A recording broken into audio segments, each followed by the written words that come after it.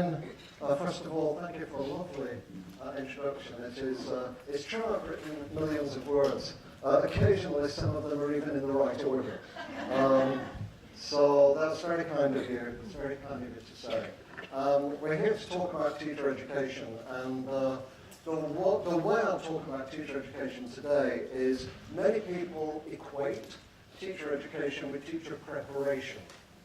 Teacher preparation is a very important part of teacher education, but after the year or years in which teachers have been prepared for the job, they spend, if we're lucky and they're lucky, they spend many, many more years, decades in the profession, and if they're not educated during that period, they'll not get any better.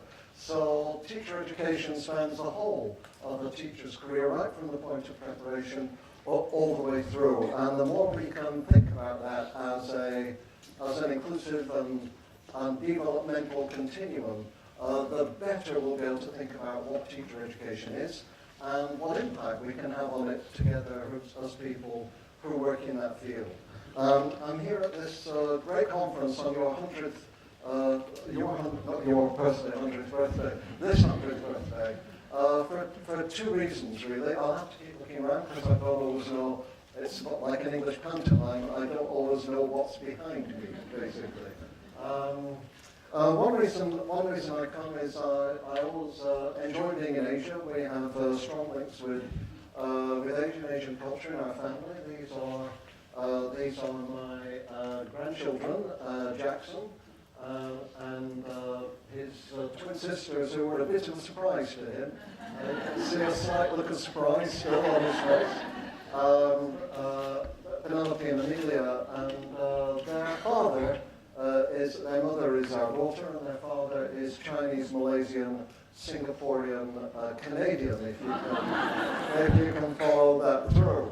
So you can imagine what their children are going to be. It's going to be a very long list, but they're glorious children, and they'll come back in the story later on. And now there's an addition. This is Josephine, who was born from her father is my son, who is a professor in law here in Hong Kong at Chinese University of Hong Kong, and his mother is also here, of course, and she is a Greek Taiwanese Canadian, and so if you put the whole lot together, it will take up the entire rest of the lecture. But Josephine was born in Hong Kong 6 months ago, so she's officially a Hong Konger. And we're already, because Hong Kong has a pitiful showing in the Olympics, we're already preparing her for the Olympics, so she can do weightlifting and find a way to meet the minimum standards. The other reason I'm here is because of the great colleagues that I can meet and work with and learn from. And Lee Shumlin, Lee, are you here?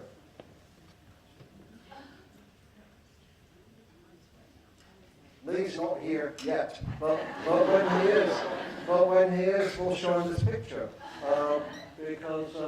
Sorry, not this picture, that picture. We're trying to get our children starting on very good reading habits very early, looking at the right kind of books, basically.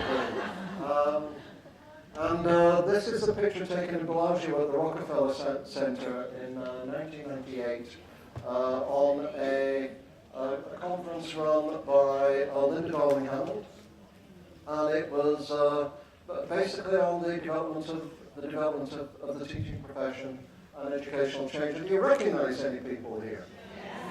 Okay, so I recognize a few. Who's this? This is your former vice president and organizer of this conference, Amy Choi. Who is this? Lee Shumlin, who clearly has looked the same age since he was 4 years old. And over here we've got, who's this? Yeah, this is Linda Darling-Hammond. This is Miriam Ben-Peretz from Israel. This is somebody will come up later, after International Women's Day, I'll be saying much of the work in the field of teacher collaboration has been done by women. And so I'll talk about that. Behind her is Mildred McLaughlin, who's done a lot of the work on collaboration in subject. So Mildred looks at the kind of sociological side of subject knowledge, and Lee looks at the psychological side of subject knowledge. together. They're a good company. Here's Sverker Lidblad from Sweden. And who's this? With just about the worst shirt in the entire picture. So it's good. And this is Deborah Wall, of course, president of ARA. So it's good that many of us are still here. And these are some of the people who made up the field that you care about. And I'm one of the youngest there, so I have many shoulders, literally, to stand on in this picture. What I'm going to try and talk about with you today across a body of life and work is these 4 questions. The first is, why do teachers do what they do? So it's a very simple question, but the answer is not easy, especially because we spend a lot of our time thinking about another question, which is, why don't teachers do something else? Beginning with the question, why do people do what they do, is a much better way to get the answer to the second question, which is, why don't teachers or indeed anyone else do something different? Second, I'll say culture is a big part of that, and this is, who said this? Culture eats strategy for breakfast. Don't say you did, okay? Who said this? All right, you'll find out later on. You can Google it if you want. If you're bored, you can Google it right now. Third is I'll talk about how to understand collaboration, how we've been doing that over about the last 10 or 15 years descriptively, what it looks like, how people do it here rather than there.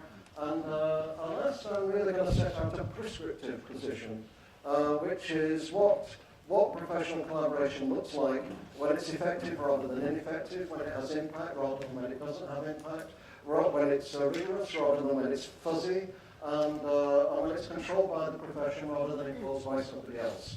So that's a prescriptive position about what makes professional collaboration stronger, and it's based on research we've been doing for the WISE Foundation in 5 countries, looking at 5 different designs of professional collaboration. So let's begin with, my career spans 3 countries, actually. Let's begin with the period 1976 to 1987. You recognize that flag? Yeah, this is the flag of the past for Hong Kong. You've moved on now to something else. But I began really asking the question very early on, why do teachers do what they do? Not the question, why don't they do something else? When I was in teacher preparation, the people I read at first were the progressive educationists, so the D-schoolers. Remember the D-schoolers? Some of you, people like Everett Weimer, Neil Postman, Jonathan Kotzel, Ivan Illich, people who wanted to disestablish school. People who thought schools were bad things, not good things. People who felt that teachers were controlling, authoritarian, wanted to tell children what to do all the time, not liberate them. Paulo Freire was in a very different way along with all these these were people who were very formative for my own teacher education. And then I went to teach in a primary school in a small village, in a small mining village with miners' children in England. And I had a class which was vertically grouped, mixed ability, with interdisciplinary curriculum. In 3 different rooms, of over 30 children, and once a week 58 children. And 3 days before it started, the head teacher announced to me that this is what we were going to do as a new teacher. So when we stood outside with the boxes and the trays that they had, ready to go back into the classroom, I hadn't a clue what he had in mind. And I'm not completely sure he did either. So we went back into the classrooms, and within about 24 hours, I realized that the progressive educational vision that I want of giving children voice, having them work in interdisciplinary ways, having them connected in groups, exploring and inquiring, needed a few things like structure, expectations, etc. So up I came with structures. I had like charts on the wall, with children's name down the side, tissue paper over the top, places where they could tick off they've done things, ways of going around and monitoring whether they were really doing it or not, because they're all in 3 different rooms. And so I felt this dilemma and this paradox between, on the one hand, liberating children, and on the other hand, in a progressive environment, and on the other hand, having to provide structures and orientation and adult decisions. And so I seemed to, the problem was not that I couldn't do it, but that I could. And it sort of bothered me in a cognitive more than a moral way. So when I went on to do my PhD, this is what I wanted to look at and to understand. And I ended up being very influenced by these people. I went to a conference in a seminar in 1976. I was the only graduate student. Everybody else there was really famous in England. I was invited at the last minute. I felt my whole life has been like that. I felt like I'm the person invited at the last minute when somebody's dropped out. I still feel like that. When there's an award, I feel like I got it at the last minute because somebody else just died or dropped out or wasn't available anymore. I still feel that, actually. So, but one of the really influential people is a man called Peter Woods. And Peter Woods and I showed up, as much older, showed up at this conference at the same time. And I had a brilliant paper, a theory of classroom coping strategies, based on the work of the American Ian Westbury. And what it showed was that teachers did what they did because of the structure and the context of schooling.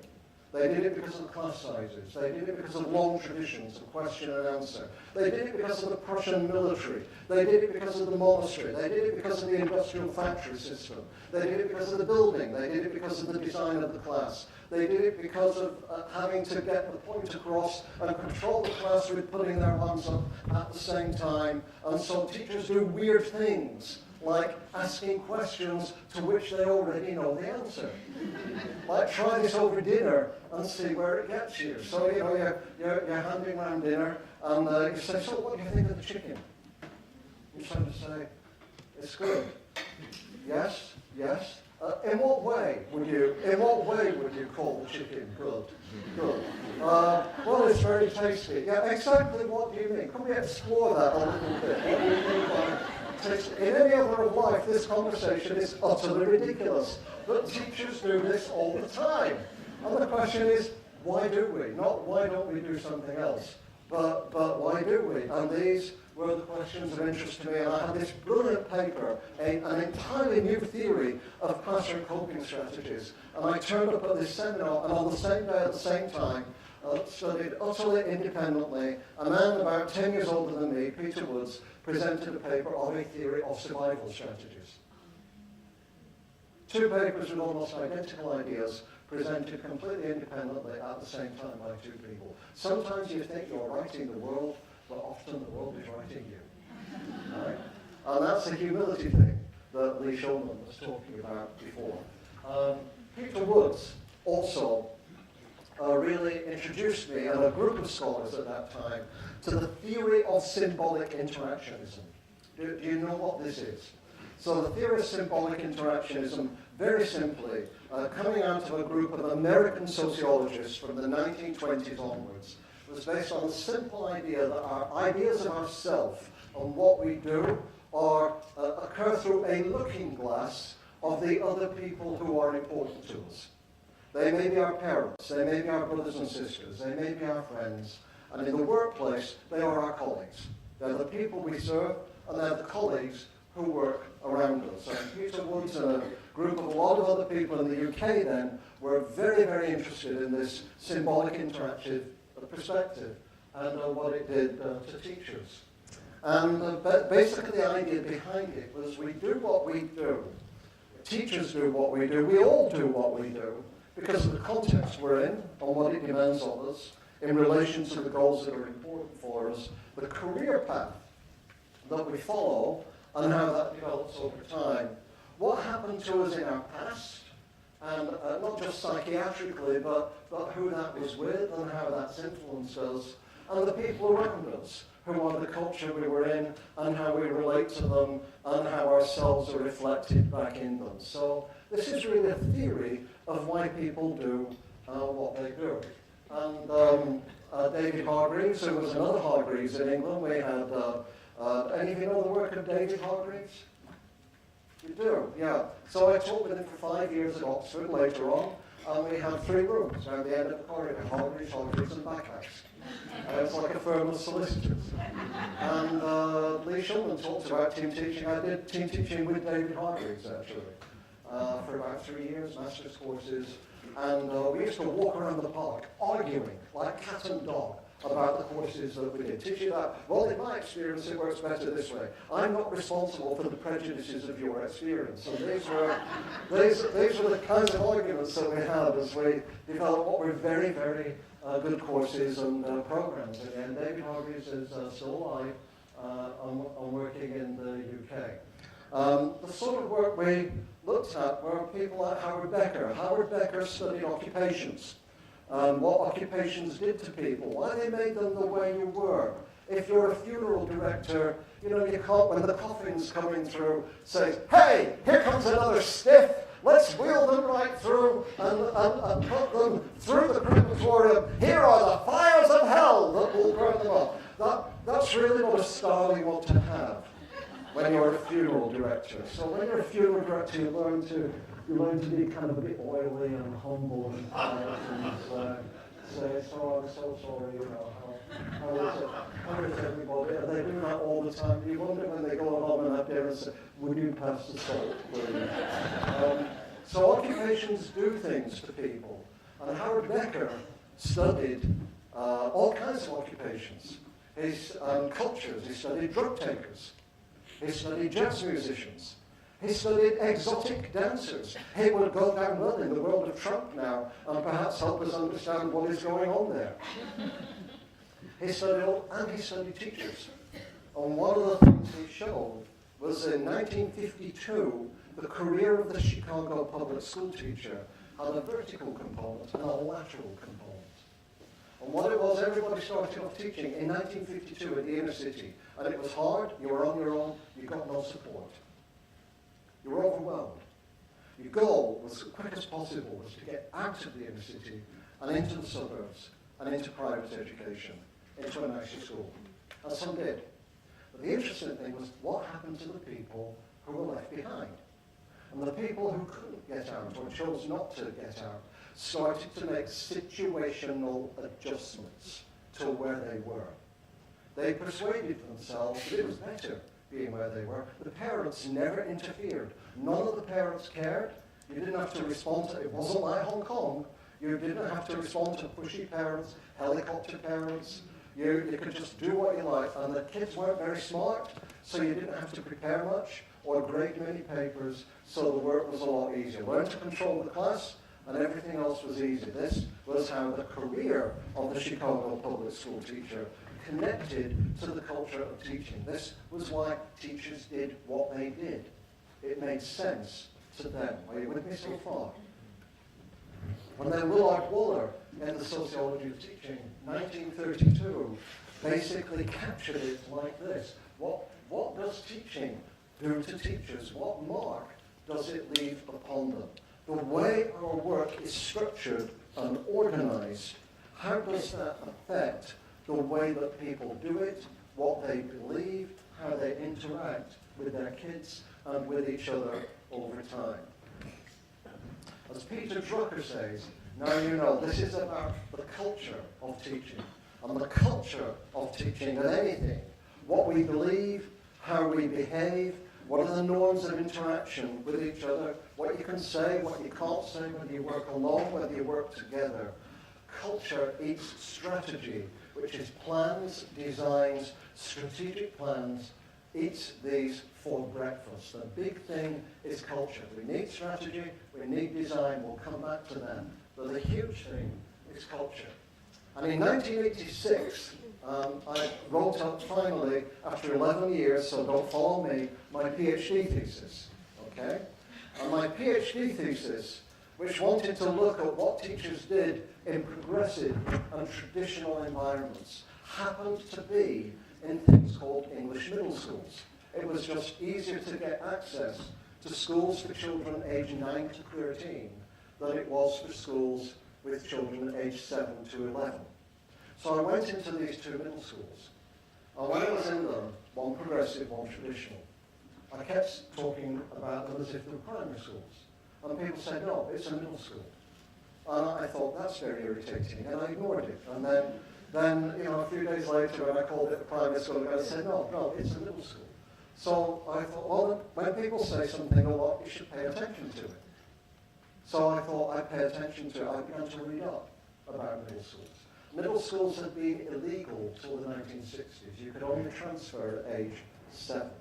It needed a change in the law to have middle schools. The ideal of middle schools in England and America was that they would give children a smooth transition between childhood and adolescence. So in these middle schools, I expected to see a culture where children had that smooth transition. What I found instead was two cultures. The first culture was teachers who used to teach in primary schools were teaching at the bottom end of the middle school like it was a primary school. Teachers who used to teach in secondary school taught at the top end of the middle school. Not like secondary school teachers, actually, but like stereotyped, exaggerated, bitter and twisted distortions of secondary school teachers. They tried to be more like secondary school teachers than secondary school teachers were. They wanted to prove, although they were stuck in the middle, they wanted to prove that they were real, more of them were men, of course, they wanted to prove they were real secondary school teachers. So the irony for the kids was that the leap at age 11 between childhood and adolescence was bigger in the middle school than it was in the schools that they replaced. And the reason was what the context was, what the pressure of the high school was, what the biographies of the teachers had been, how they formed into two different cultures over time. Now in 1986, Lee Shulman was writing his life's work on pedagogical content knowledge that changed an entire field. What happened when my book came out in 1986 was it sold quickly 650 copies. And then it sold none. Ever. And the reason was, when our book came out, the government decided to abolish all middle schools. Okay? So actually, interestingly, about a few years ago, I told this story to a group of principals in New Jersey. And one of them said, would you like to know what your book is worth now on Amazon?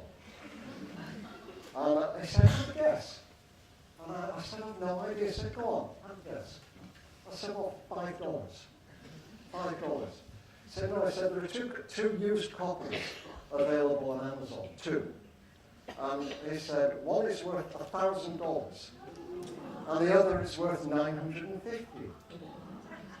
And I said, why? He said, well, since that book, some of your other books have done quite well. So now you are a living author of rare antiquarian books. So at that moment, my Peter Pan image disappeared for good, basically. I am a living author of rare antiquarian books. My next book I wrote was on personal and social education in 1988 in collaboration with 5 teachers who worked with me over a year. That sold 2,000 copies in the first 6 months, and then sold nothing after that.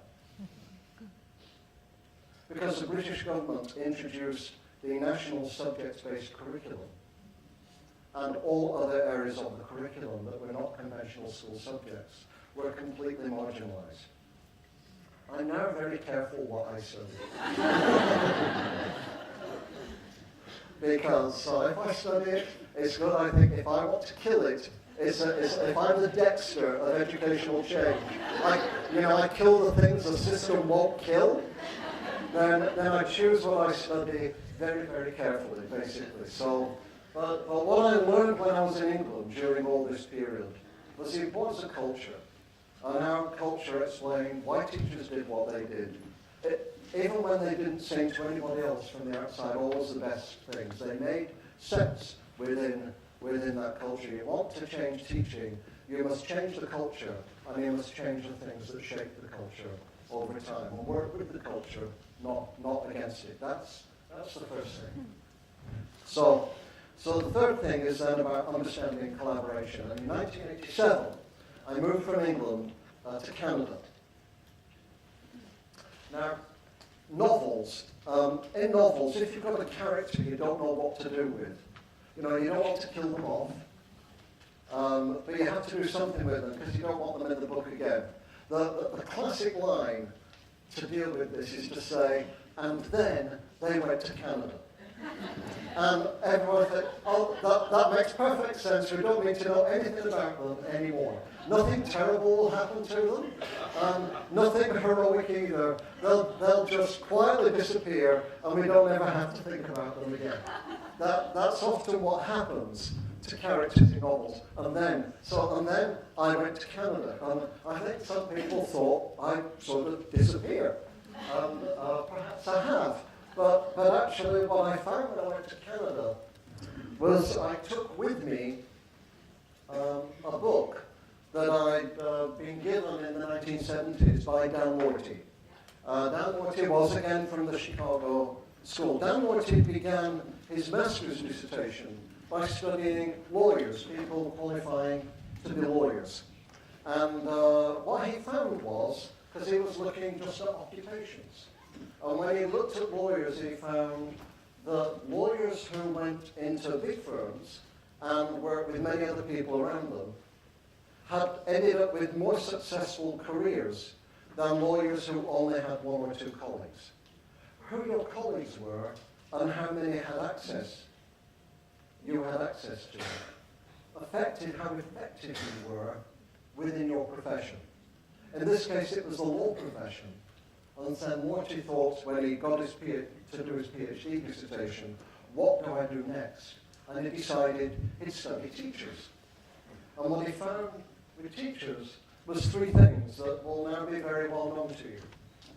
That teachers, he found, the culture of teaching at the time was characterized by presentism, which is you're always overwhelmed. You have many things to do. You've got papers to grade. The kids are always there. As Lee said, it's not like brain surgery. You have a lot of them. And actually, they're not lying down either. They're all standing up. Okay? And you have a lot to do all this. So you're also absorbed. It's very hard to reflect and to think longer term. So presentism is part of the job. And secondly is individualism, which is mainly because the classes are divided. We're constructed to be that way. You're on your own most of the time with your kids, and you don't have access to what your other colleagues know or to the moral support that they could give you. And that makes you conservative. You tend to focus on things that will make a difference here and now in your class, rather than on long-term planning with outcomes that will be pretty uncertain, that will absorb time, and with outcomes that will be pretty uncertain for you or for the kids that you care about. And I took these ideas with me to Canada. I hadn't done anything about them yet. But then I came across, when I arrived, an incredible opportunity for a natural experiment. With a tiny bit of money, $20,000, as a startup research fund. So don't ignore startup research funds. This book was done with $20,000 of research funding and won the American Association of Colleges to Teacher Education Prize for Book of the Year. The quality of the work you do is not influenced by the amount of money you have. It's done by your openness to what you see and the quality of the ideas and the knowledge that you bring to what you see. And we found a natural experiment.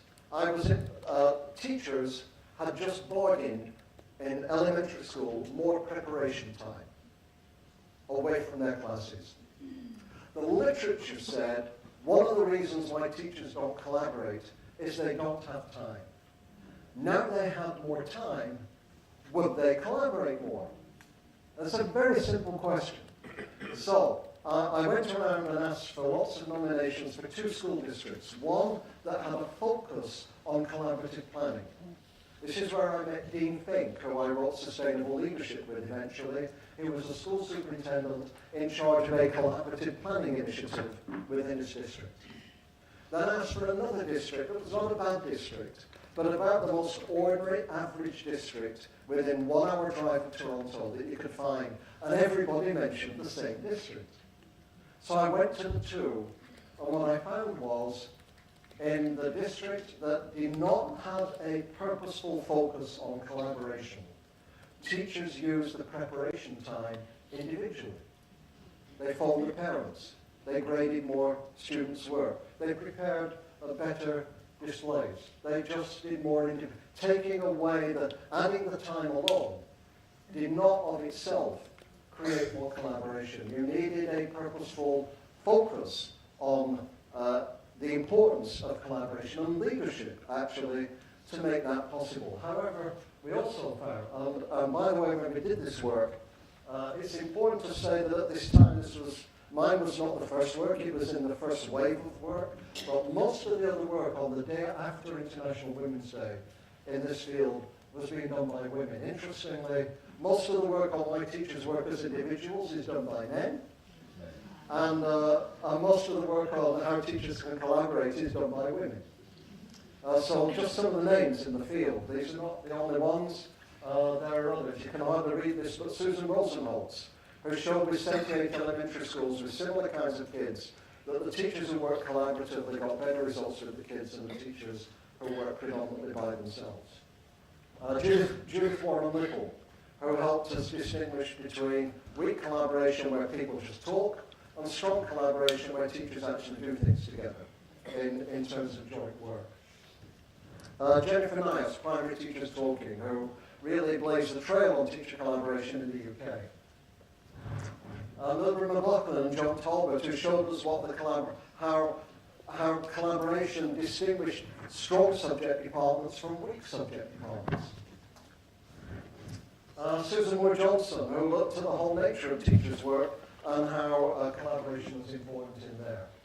Anne Lieberman, who at the age of 86 has just written her last book, which I've been able to provide some words for on the back cover. So she's announced it is her last book. It's a good book of her prodigious career, but really one of the founding thinkers on building, doers on building collaborative cultures within school. He's not a woman, not to my knowledge anyway, but his work is also good.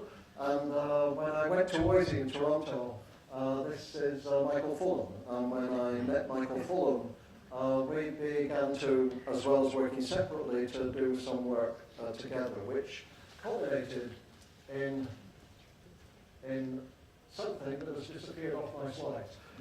In this book to the side, which is Professional Capital. Do any of you know this book? The idea of professional capital, bringing together work, is very simple. There are three kinds of capital that matter in teaching. One is who you get, what qualifications they have, what emotional skills they have, how good they are, how you bring more people into the profession.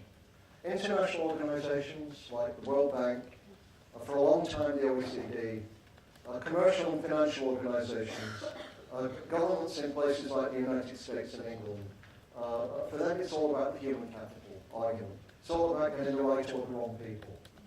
Now it matters getting the right people, but the two other things matter. Decisional capital, which is Lee's field, is about the judgments that people make and how their judgments get better over time.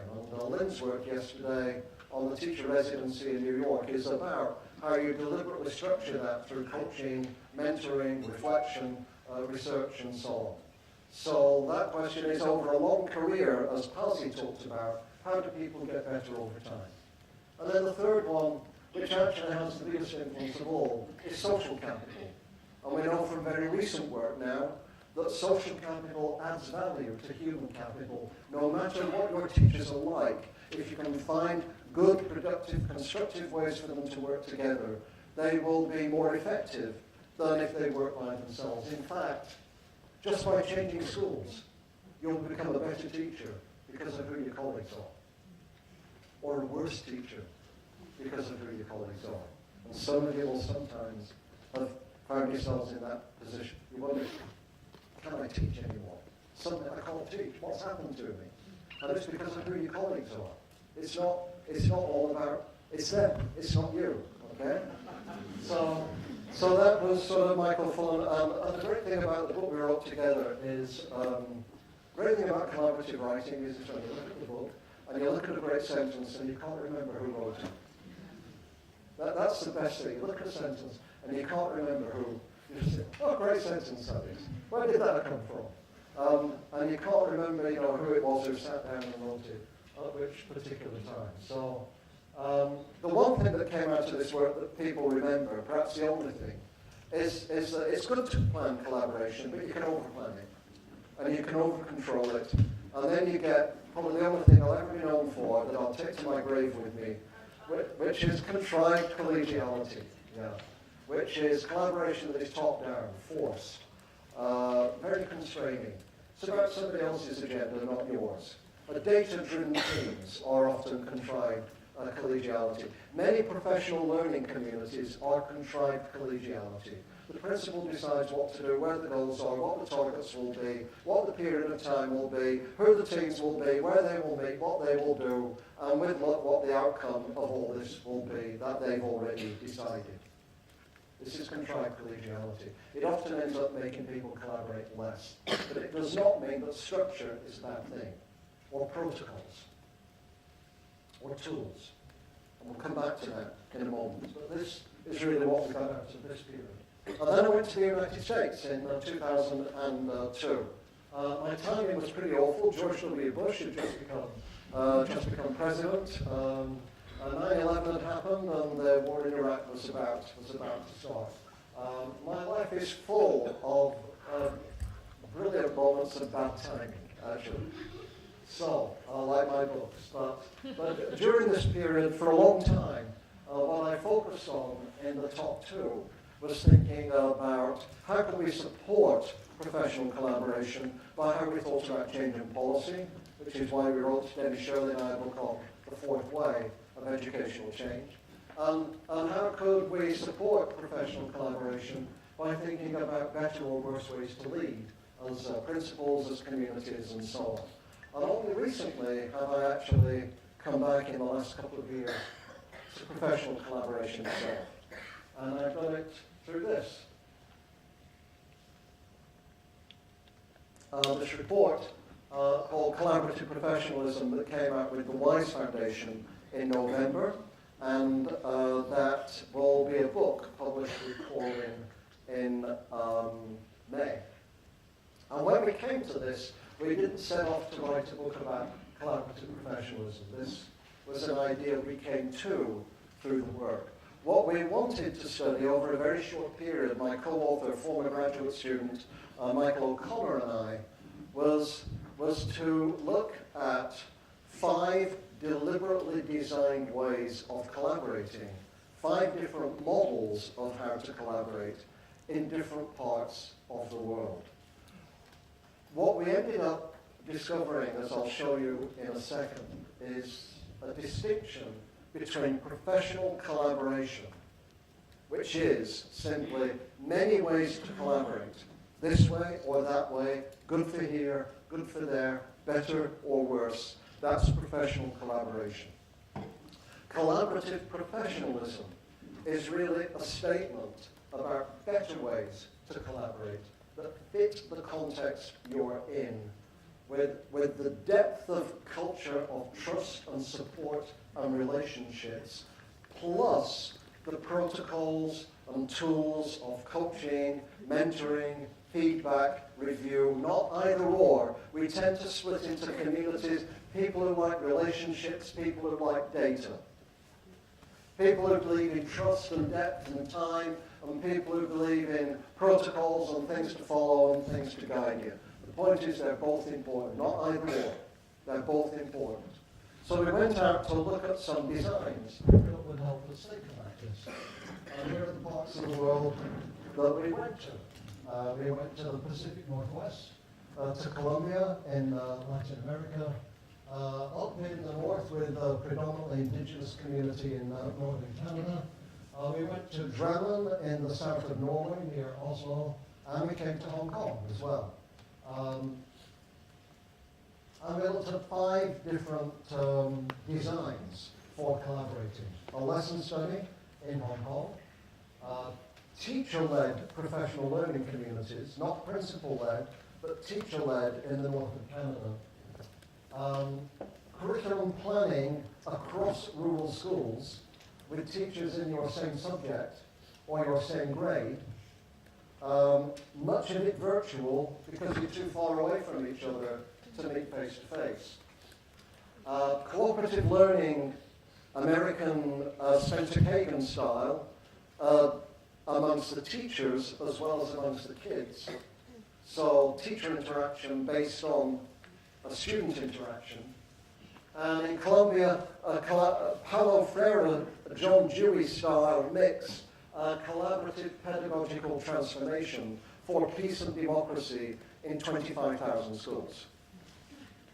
Right? So these are the things that we went. We didn't look at all 25,000 schools. I just need to, we had to do this in 11 months, so we would have been a bit busy had we done that. So let's look at, I'm just going to show you these quickly, and then in the last 12 minutes, which is good, I'm going to show you what we learned from them. So this is a quick Cook's tour, which is probably not politically correct anymore to call it a Cook's tour, but a quick tour of these different things. So here's the Pacific Northwest. That began with a group of 9 schools that we at Boston College supported. Now 29 schools across 4 different states who themselves decided that they wanted to focus on student engagement as a way to engage students with their learning and with their isolated rural communities. And to do that, to build the professional capital of the teachers to interact with each other across schools and across distances, face-to-face twice a year, but virtually after that. The teachers we created a beginning framework, very loose for this, but they mainly decided on the architecture. And a group of writing teachers, as one of the job-alike groups, decided that they wanted to develop what's called argument writing. Argument or argumentative writing is how to build a case for something that is persuasive and put the pros and cons. We went around these schools together. Here's a van we rented with our team. There's Dennis Shirley, there's Michael O'Connor, there's Danette Parsley, our partner in the Pacific Northwest. The van, by the way, is for aging rock stars. Aging rock bands go driving around all the Pacific Northwest. So it's got room for the amplifiers and everything in the back. So here's where we went, as we went all around these schools. And twice a year the teachers meet and they plan together. And when they're doing their collaborative planning, they do some of it face-to-face, but they do a lot of it online or by Skype or using other platforms. And the kids collaborate with each other, as well as they share their writing with each other. They comment on each other's writing. And the kids say, it's easier to comment on the writing of a kid you don't know than a kid you do. It's easier to comment on writing at a distance on things like, what are the pros and cons of drones, than it is with the child you know. So not only do the teachers collaborate, but the kids collaborate. Do they sometimes collaborate inappropriately? Oh, hey, you're cute. Yes, they do. But they don't stop the collaboration. They use it as a way to develop netiquette, how to write an apology. Okay?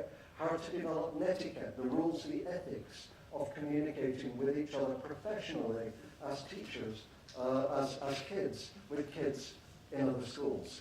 And this developed significantly better writing. And this is just one of the teachers, a teacher called Chris Spriggs, a very strong teacher. And this is very experienced. This is the way she said it affected her. I've been so isolated as a teacher. I just got used to being my own boss. She's a great teacher. I'm doing what I want and making my decisions. And then I have to come here and hear ideas that don't necessarily go with mine. Because they argue, they disagree, they challenge each other. But they like it. And I have to learn to be flexible, see others' perspectives. And then there's a solidarity aspect too. Professional is professional, since they do it in a proper way. And it's collaboration, which is labour, which is about solidarity. It's an oxymoron. Professions and labour. Everybody else kept them apart. Here we put them together. There's also the solidarity of sharing, mutual frustrations, of caring for each other. But it really has changed my life to come here and to work and be around everybody else. That's what Chris Spriggs has to say. That's the Pacific northwest. Here's Northern Ontario. Northern Ontario, in an predominantly Indigenous community, about 8 years ago had principal-led professional learning communities to raise teachers' expectations for Indigenous kids they had thought were unteachable. They thought they could care for the kids, but they couldn't teach them. Because Indigenous kids' families had been destroyed in many ways by decades of oppression and separation forced from their children and their own languages, even to the point of sending people out to slaughter their dogs in the dead of night so they would have no means of gaining their own food or protection from predators.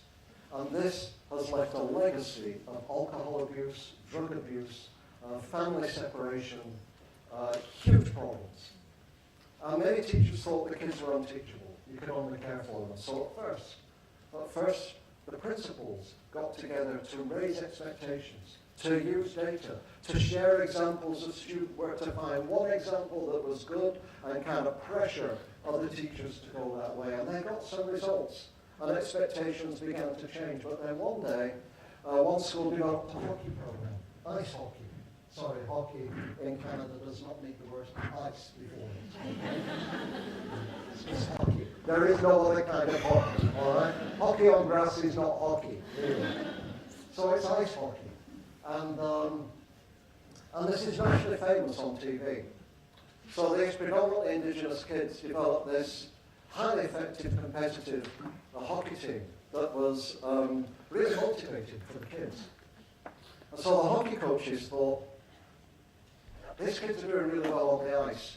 And in the changing rooms, they're leaders. They're leaders of other kids. When they go back into classroom, it's as awful as it used to be. How can we take all these skills that they know here on the hockey rink and move them into other classroom environments? And various things happen because of this. One is the teachers decide to lead the learning communities between the phys ed teachers and the regular classroom teachers. They told the principals, you're okay, we can lead this now. Come along, but we're in charge. It's our learning community. Can you hear me, or has this gone off? Okay, it's our learning. So the first thing is, they were in charge now, not the principals. And that spread throughout the district. So all the learning communities became teacher-driven rather than principal-driven. And of the many effects of this program are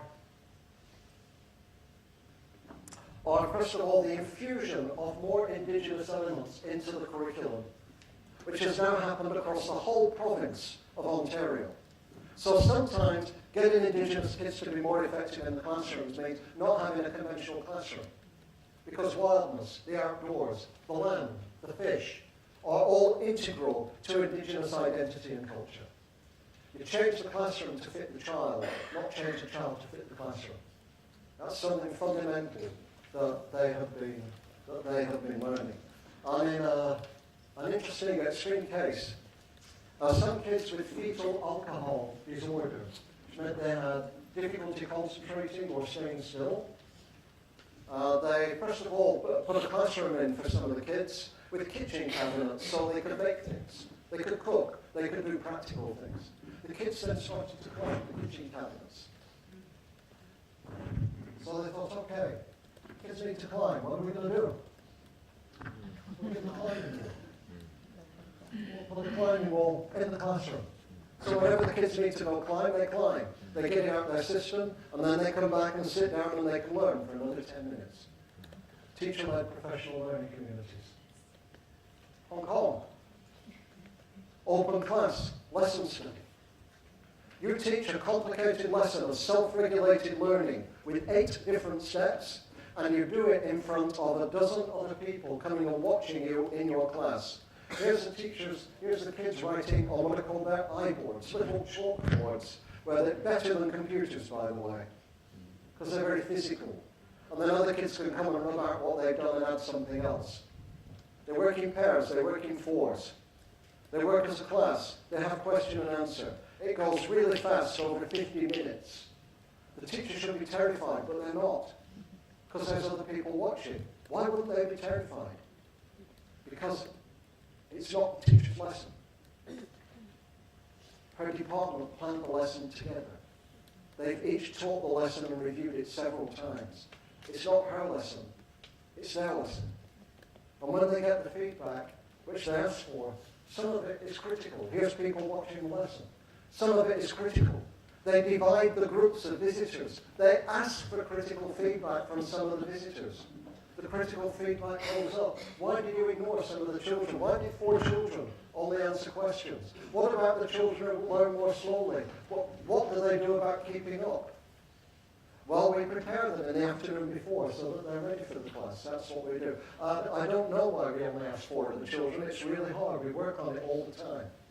You get this kind of honest dialogue, feedback, rigor, respect, but not unnecessary caution or politeness. Well, I find when I do this kind of thing, what works for me, but you can choose if you want. Don't worry about it so much. You know, we all teach in different ways, but what works for me sometimes is you might want to try.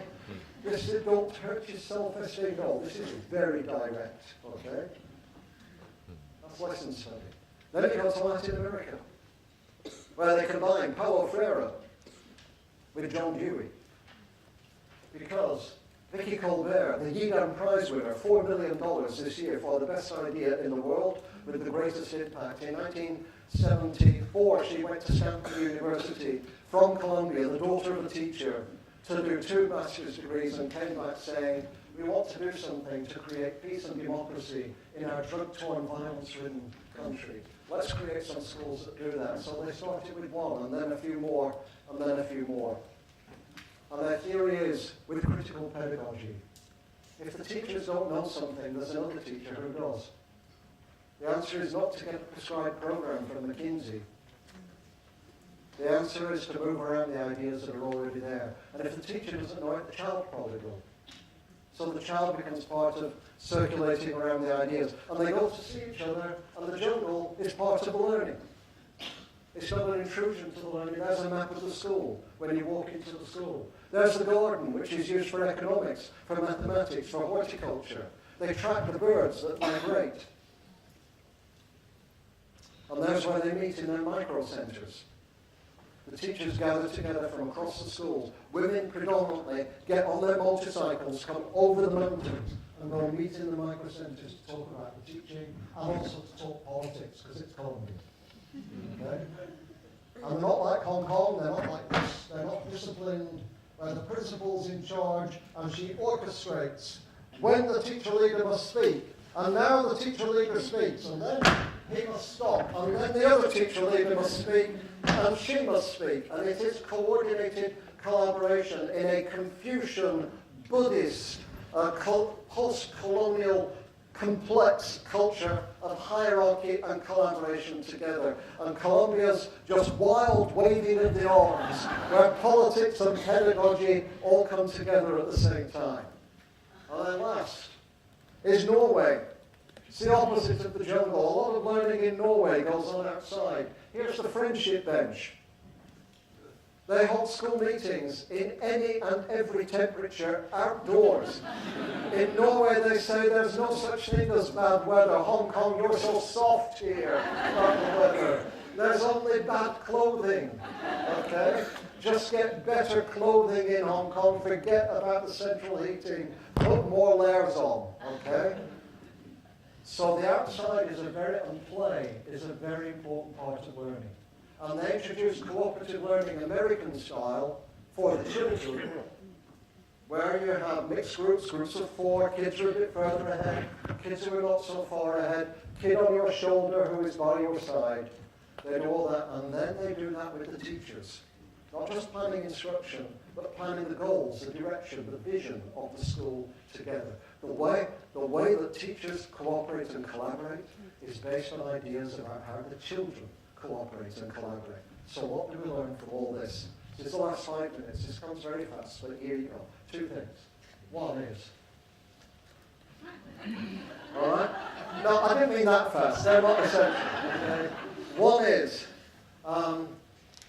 collaborative professionalism is more on the right-hand side of these arrows than the left-hand side of these arrows. So professional collaboration can be this way, that way, strong or weak, here or there. This, what you see on the right, describes most people in most of the cases we deliberately looked at.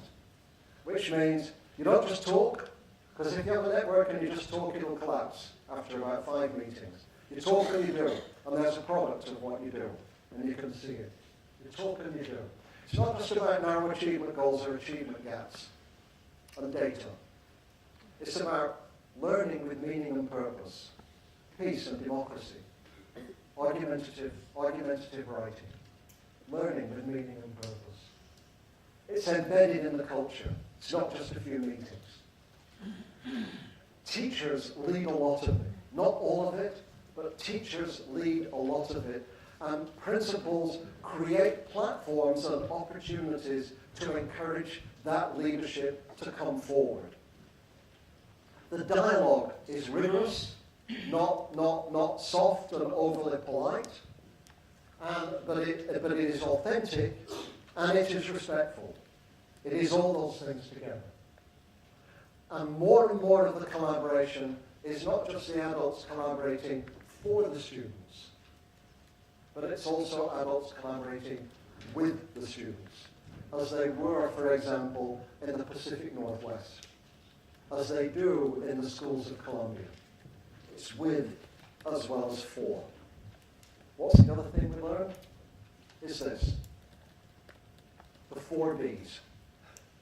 And the 4 Bs, who are they?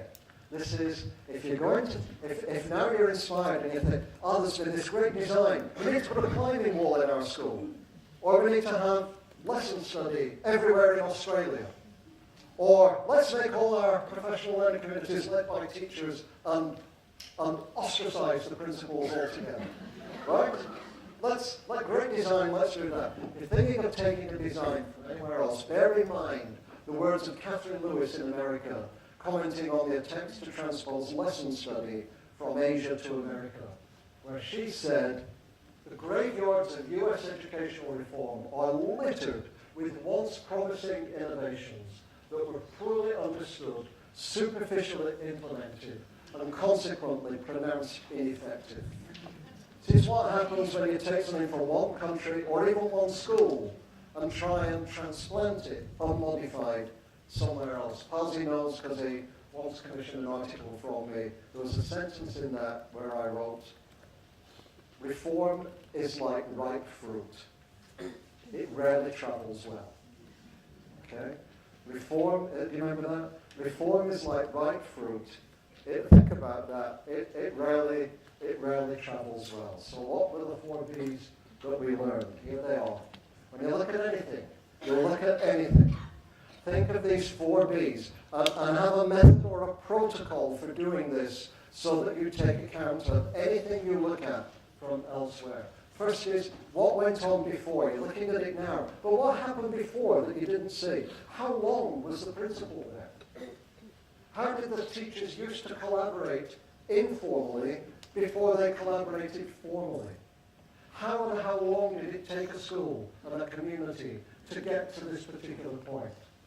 Usually there's something before what you're seeing, and you need to understand that for when you think about how it will fit into your school. Secondly, what's beyond? How does that school and your school connect with schools beyond it? In Hong Kong, they went to Manabu Sato, who's a guru on lesson study and professional community in Japan. Then they went to see schools in Singapore that were doing lesson study in a different way.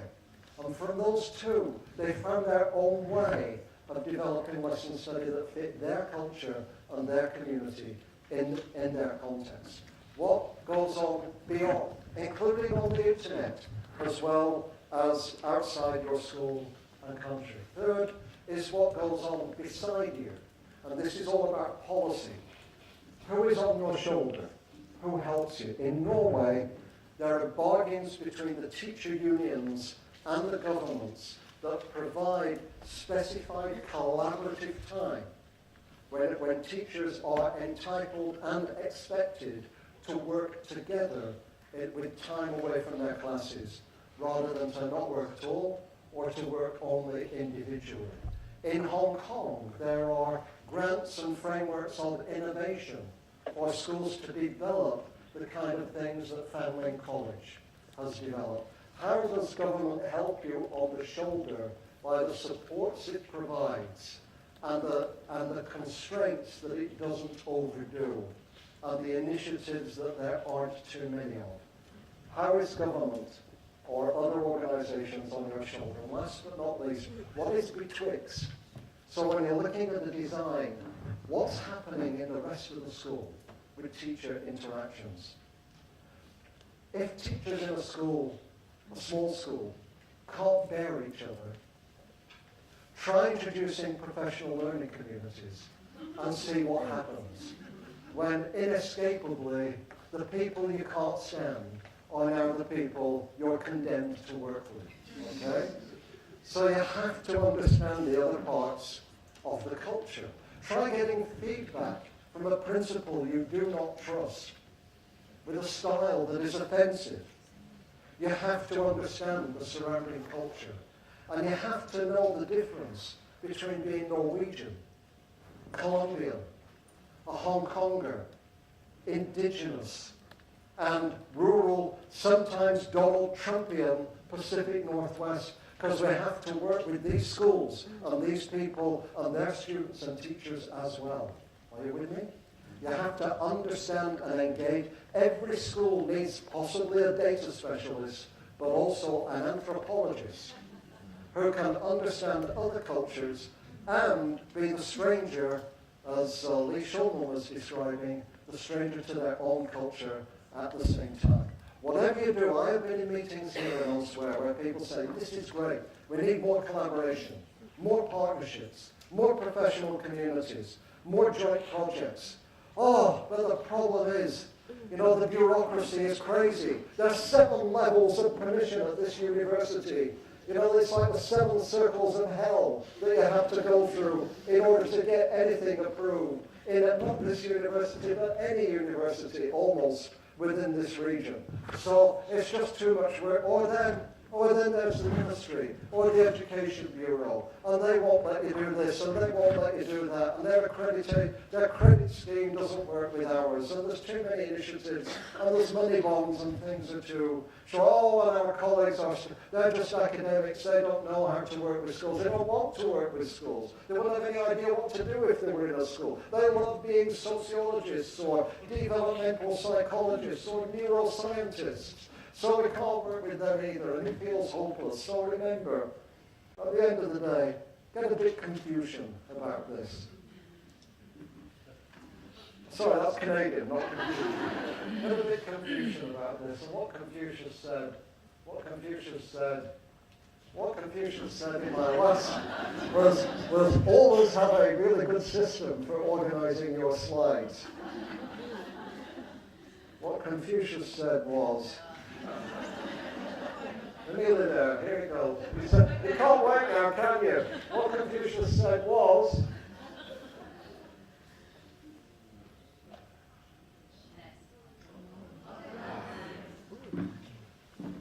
when you see a worthy person, endeavor to emulate them. Confucius hadn't learned a lot about gender equality by the time he was writing this.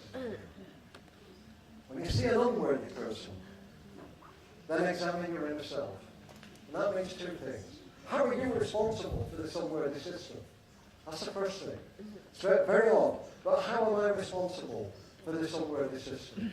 What do I do that keeps on perpetuating it? And then, instead of waiting for the system to change so I can do something, what is it that I can do that will begin to change the system?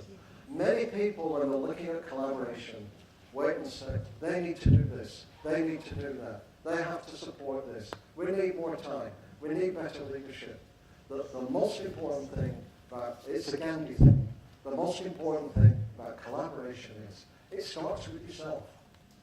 And you have to model something that may be difficult and uncomfortable for you in order for other people to model it in return. If you want teachers to take risks, then as in one school district we studied, amongst your senior leaders who've never collaborated, form a culture of inquiry to explore things as high-level leaders that you have difficulty with and are not completely confident. And when your teachers see you exploring areas of uncertainty, they are more likely to do that as well.